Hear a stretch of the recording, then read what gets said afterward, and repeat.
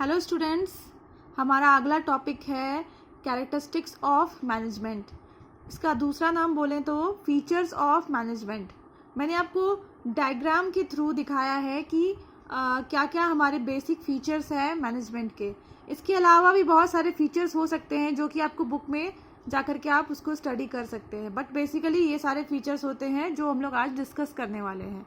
देखिए, पहला फीचर है goal oriented process, second is pervasive, third is multi dimensional, fourth is continuous process, then group activity, then intangible force, then dynamic. अब हम लोग इसको आगे डिटेल में स्टडी करेंगे। पहला हमारा है management is goal oriented. I am reading so that you can also prepare notes meanwhile. Okay, an organization has a set of simple and clearly stated goals which are the basic reasons for its existence.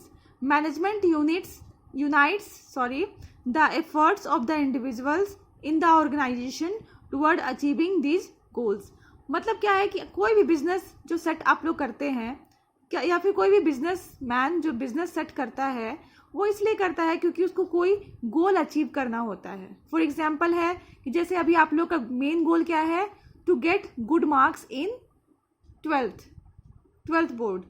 Okay, तो वैसे ही हर एक business का वो कुछ ना कुछ गोल setup करके वो लोग रखते हैं और उसी गोल को अचीव करना बिजनेस का पर्पस है। या फिर और बिजनेस के में जितने भी इंडिविजुअल्स होते हैं अपने एफर्ट्स को यूनाइट करते हैं उस गोल को अचीव करने के लिए। Second is management is all pervasive.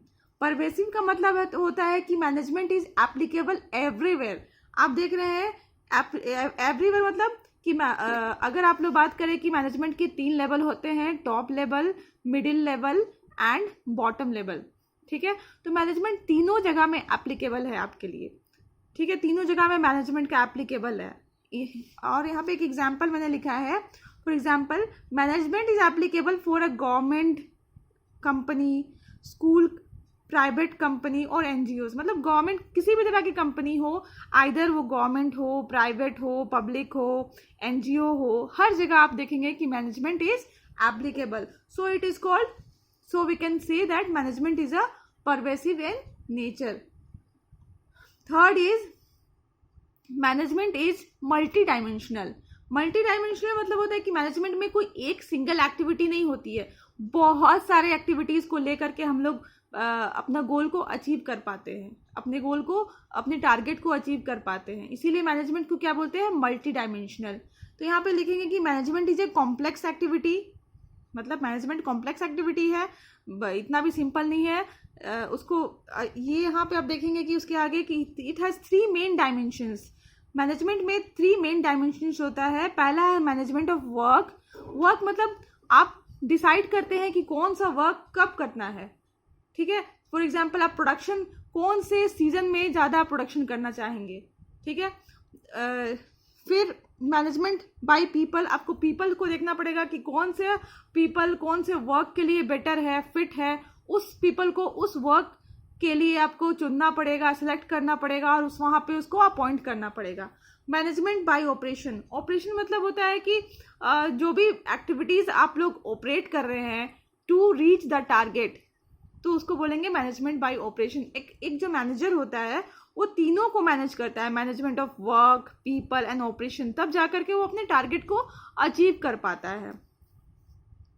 Our next point is management is continuous process. Continuous process मतलब ये होता है कि ऐसा नहीं है कि मैनेजर एक दिन आता है और आकर के मैनेजमेंट देख लेता है और चला जाता है तो काम खत्म हो जाता है, ऐसा कुछ नहीं है। आप अपने स्कूल में ही देखिएगा, हमारे जो प्रिंसिपल हैं वो डेली सेम वर्क को मैनेज करते हैं।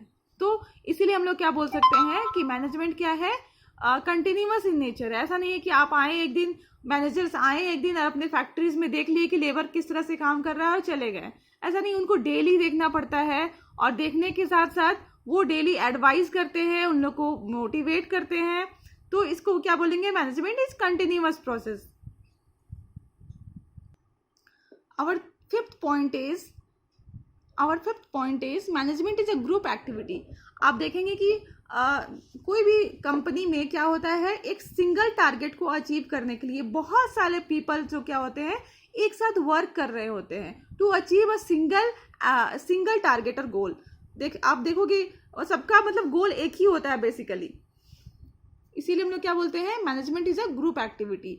मतलब ये बहुत ही इंपॉर्टेंट पॉइंट है, आपको रिमाइंड करना पड़ेगा कि ये मैनेजमेंट क्या है, ग्रुप एक्टिविटी है। कोई भी सिंगल पर्सन अगर बहुत अच्छा है किसी कंपनी में तो ऐसा कुछ नहीं है कि वो टारगेट अचीव कर सकता है। उनको वहाँ के सारे पीपल को अच्छे होना पड़ेगा, अपने वर्क में डेडिकेटेड होना पड़ेगा, तब जा करके एक जो मैनेजर है सारे पीपल को ऑर्गेनाइज करता है, सारे पीपल को मोटिवेट करता है। वो सिंगल पर्सन को मोटिवेट करके कोई भी टारगेट अचीव नहीं कर सकता है।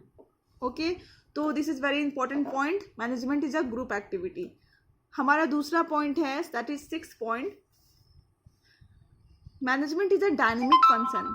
डायनेमिक फंक्शन मतलब होता है कि आप देखोगे कि आज जो सोसाइटी जो हमारी है वो चेंज होती जाती है, मतलब सोसाइटी का काम ही है चेंज होना। तो डायनेमिक मतलब होता है कि मैनेजमेंट जो है, जो सोसाइटी है हमारा, या तो जो हमारा बिजनेस इन्वायरमेंट है या फिर हमारा मार्केट है, वो हमारा डे टू डे चेंज होते रहता है। हमारा गवर्नमेंट चेंज होता है, गवर्नमेंट चेंज होती है तो गवर्नमेंट पॉलिसीज़ चेंज हो जाते हैं। तो आप देखोगे कि हमारा जो पॉलिसीज़ चेंज होता है तो वो इम्पैक्ट उसका कहाँ आता है, बिजनेस में आता है। तो आप क्या करोगे, क्या बोल सकते हो कि मैनेजमेंट को भी डायनेमिक होना पड़ता है। मतलब अगर मैनेजमेंट अगर सेम सिंगल पॉलिसी को आप हर एक बार अपनाए जाएं तो वो इफेक्टिव नहीं होगा। अगर आपका गवर्नमेंट चेंज होता है और गवर्नमेंट के साथ पॉलिसीज चेंज होती है, मार्केट चेंज होता है, तो मैनेजमेंट को भी चेंज होना पड़ता है। इसीलिए हम लोग क्या बोलते हैं, management is a dynamic process. देखिए मैं इसको पढ़ती हूँ, आप सुनिए। It has to adapt itself to its changing external environment which consist of various social, economic and political factors। मतलब अगर हमारा social, political and economic factors अगर बार बार चेंज हो रहे हैं तो मैनेजमेंट को भी उसके साथ क्या करना पड़ता है, चेंज होना पड़ता है। Our next point is management is an intangible force. Intangible force मतलब इनटेंजिबल मतलब होता है उसका कोई भी फिजिकल एग्जिस्टेंस नहीं होता है। हम लोग मैनेजमेंट को देख नहीं सकते हैं बट उसको फील कर सकते हैं, और उसको we cannot see it but we can feel it। Here I'm reading it। It cannot be seen but its presence can be felt from the way organization function। जैसे ऑर्गेनाइजेशन फंक्शन करता है, अगर वो बहुत इफेक्टिवली फंक्शन करता है तो हम लोग बोल सकते हैं कि हाँ आपका मैनेजमेंट बहुत अच्छा है। अगर वो लेस इफेक्टिवली फंक्शन करता है तो क्या है कि वो उतना अच्छा नहीं है। ओके, हमारा नेक्स्ट टॉपिक है मैनेजमेंट ऑब्जेक्टिव्स। अब कोई भी मैनेजमेंट का 3 टाइप्स ऑफ ऑब्जेक्टिव्स, मैनेजमेंट का जो ऑब्जेक्टिव्स है बेसिकली 3 टाइप्स में डिवाइडेड है। First is organisational, second is social and third is personal. देखिए तो हम लोग हमारे जो फर्स्ट ऑब्जेक्टिव है, 3 टाइप्स ऑफ ऑब्जेक्टिव्स है मैनेजमेंट के, that is organisational, social and personal. तो हम लोग सबसे पहले ऑर्गेनाइजेशनल ऑब्जेक्टिव्स को देख रहे हैं। ऑर्गेनाइजेशनल ऑब्जेक्टिव्स जो है वो 3 टाइप्स में डिवाइडेड है। First is survival, second is profitability and third is growth। So here it can be divided into survival, profit and growth। survival मतलब कि अब हमारा पॉइंट हमारा नेक्स्ट है सर्वाइवल। सर्वाइवल मतलब हमारा जो बिजनेस है वो सोसाइटी में एटलीस्ट सर्वाइव करना चाहिए। सबसे ये पहला पॉइंट होता है, बेसिक पॉइंट होता है किसी भी बिजनेस के लिए कि टू सर्वाइव। अगर वो बिजनेस सर्वाइव नहीं करेगा तो फिर आगे वो लॉन्ग रन में सोसाइटी में रन नहीं कर पाएगा। तो किसी भी बिजनेस को इतना प्रॉफिट कमाना होता है, इतना प्रॉफिट अर्न करना पड़ता है कि वो बिजनेस में सर्वाइव कर सके मतलब कि वो अपने जो बेसिक एक्सपेंसेस है उसको पे कर सके। सी है earning enough revenue to cover cost, इतना रेवेन्यू कवर कर सके कि वो अपने कॉस्ट को कवर कर सके। जो भी एक्सपेंसेस आ रही है बिजनेस को रन करने के लिए वो सबको वो कवर कर सके। एटलीस्ट किसी भी बिजनेस को इतना रेवेन्यू अर्न करना चाहिए ताकि वो सर्वाइव कर सके सोसाइटी में। और उसको सर्वाइव करने के लिए क्या करना पड़ेगा, कुछ पॉजिटिव डिसीजंस लेने पड़ेंगे ताकि वो बिजनेस में को लॉन्ग रन तक लेके जाए, सोसाइटी भी में सर्वाइव कर सके। अब पॉजिटिव डिसीजंस कैसे लेने पड़ेंगे आप बताइए, सोचिए। पॉजिटिव डिसीजंस ऐसे लेने पड़ेंगे कि उसको अच्छा क्वालिटी ऑफ प्रोडक्ट सोसाइटी में अवेलेबल कराना पड़ेगा, सोसाइटी को चीट नहीं करना पड़ेगा, उसको प्राइस उतना ही लेना पड़ेगा जितना कि उसका होता है, मतलब उसको हाई प्राइस नहीं चार्ज करना है, उसको अच्छा बिहेवियर रखना पड़ेगा ताकि वो बिजनेस को अपना सर्वाइव कर सके। Second is profitability. ठीक है, पहला एक बिजनेस आया सोसाइटी में, वो सर्वाइव कर रहा है। Second point is profitability. Profitability मतलब किसी को भी सर्वाइव ही करना एक बिजनेस का एम नहीं होता है, वो तो स्टार्टिंग है आपका कि आप सर्वाइव कर रहे हैं। उसके बाद है कि आप उस बिजनेस के थ्रू क्या करें, प्रॉफिट अर्न करें धीरे धीरे धीरे धीरे। Okay, then third is growth. See, growth is extremely essential for any business. Growth of a business can be measured in terms of sales volume increase, number of employees and product. ठीक है, तो जो last जो है, सबसे पहले business आया, survive किया, देन वो धीरे धीरे धीरे धीरे प्रॉफिट अर्न करना स्टार्ट किया। देन थर्ड इज अगर वो सफिशिएंट प्रॉफिट अर्न कर रहा है तो क्या करेगी, अपने आप को ग्रो करने की कोशिश करेगी, मॉडर्नाइजेशन लेकर के आएगी, थोड़ा एक्सपैंड करेगी, तो इसी ताकि वो बिजनेस को और अच्छे से मेजर कर सके। अब आप ग्रोथ को कैसे मेजर कर सकते हैं, आपका सपोज सेल्स वॉल्यूम बहुत ज़्यादा है। सेल्स वॉल्यूम मतलब आपकी जो प्रोडक्ट की मार्केट में डिमांड बहुत ज़्यादा है, उसका काफ़ी सेल्स हो रहा है, तो उसको बोलते हैं सेल्स वॉल्यूम ज़्यादा है। तो ये है एक साइन है ग्रोथ का किसी भी बिजनेस के लिए। आप ज़्यादा एम्प्लॉयज़ रख रहे हैं। आप ज़्यादा एम्प्लॉयज़ कब रखोगे, जब आपका प्रोडक्शन ज़्यादा हो रहा है, तब आप ज़्यादा एम्प्लॉयज़ रखोगे। Third is product.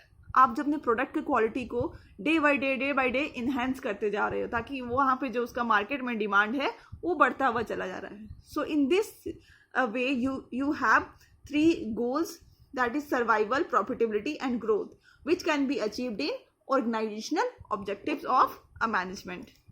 Thank you.